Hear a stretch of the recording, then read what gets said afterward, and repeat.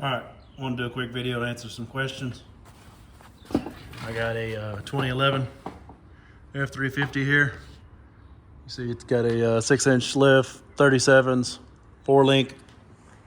And one of the big things was before the 4-link, I had built my own lift, just, made sheet metal radius arms, just, long and short of it. That's it. I ended up not liking that. I wanted the 4-link just for a little bit different articulation, better caster adjustment. And anyway, one of the tricks that I learned, because I built it so I didn't have nobody had a bracket or a way to lay out a bracket. So I figured out creatively this bracket here. Factory, your brake line, this is a factory brake line, 100%.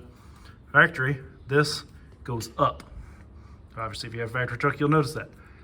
Sticks up, all you see, it's this little slide clip right here, pops off, just, like quite a few brake lines do the same thing. Well, if you notice, this thing's got this random little tab sticking out on it, if you compare that to if you're looking at your factory truck. And you also see that there's a tab right here, and on your truck, you will have this tab bent into this hole.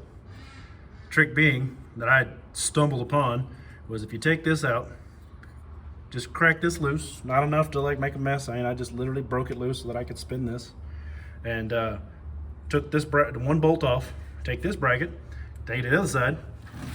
I can show you real quick, but it's basically the same thing. See, same thing, just in reverse. Anyway,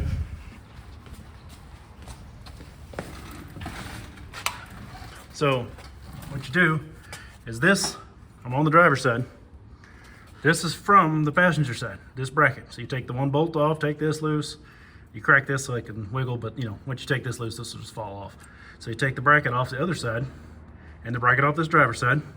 You hammer this tab out. I guess you could cut it off if you wanted to, but I just hammered it flat.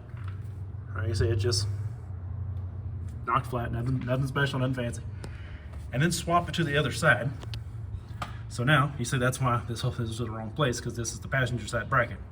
And then, as you can see, if you're, like I said, comparing to factory, this goes up. All you gotta do is just stick this in from the bottom.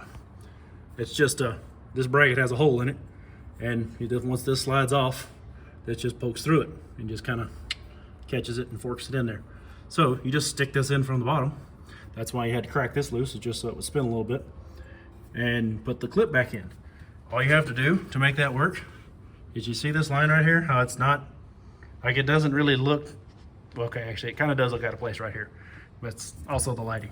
But you see, factory, it's supposed to be right up there in that.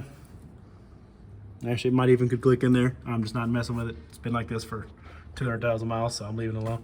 But you really don't ever even notice it hardly. You see that's kind of just popped out of that bracket, and I just kind of very gently and firmly, but very cautiously, you kind of bend it down. There's a bend up here, and there's a bend here, and a bend here, and a bend here, and a bend here. So you see just a little bit of tugging on each one of those.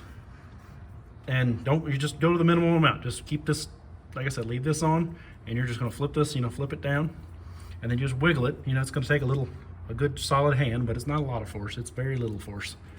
And you just let it pop back up in there, put the clip back in, and boom. This is a 6-inch lift. I've had it, I won't say off-roading necessarily, but essentially off-roading. Been driving through stuff, big ruts and stuff behind 40-ton dump trucks, doing off-road work for excavation, things like that, and never had an issue. There's no tears, there's no stretches. You see this line's got plenty of movement in it. I've used full drive, like anything and everything. There's nothing wrong with this. Somebody may want to call it a hack, but it's free. Takes you 5 minutes to install it, and you don't have to buy, questionable stainless lines or extended lines or whatever off some cheap crap off Amazon that you hope you don't pay $150 for and end up being crap that degrades over the years. This is all factory parts, just used in an unconventional way. So I thought it'd be helpful. This is something I see talked about on the forums and Facebook pages and everything. They just say like, hey, what do I do? What extended brake lines you running or whatever? I'm like, I'm not. You just take this little bracket right there, give her a little tap with a hammer, and good to go. So hopefully that's helpful to somebody. Welcome to feedback. see if you got a different way, better way, whatever. I just thought this was pretty neat. Kind of thought of it on the fly back when I was building this lift the first time, and ended up just working forever. I've done it on this one. That's got, like I said, 200,000 miles since I've done that, and never had an issue. And then I've got a 16 that when I got it, lifted it, and it's got, I don't know, 140,000 miles on it now, and neither one I've never had an issue. So I guess good luck to you. Hope this helps. Thanks for watching. If you wouldn't mind, give me a subscribe. I've got lots of little content like this. Planning on putting out some more videos with just little tips and tricks and things for these 11 to 16 Super Duties, which sometimes will apply to other year models as well. But you know, this is what I got, so this is what I'm showing you. Trying to help everybody out. See if I can do everybody a favor, answer some questions. So I appreciate it. Thanks.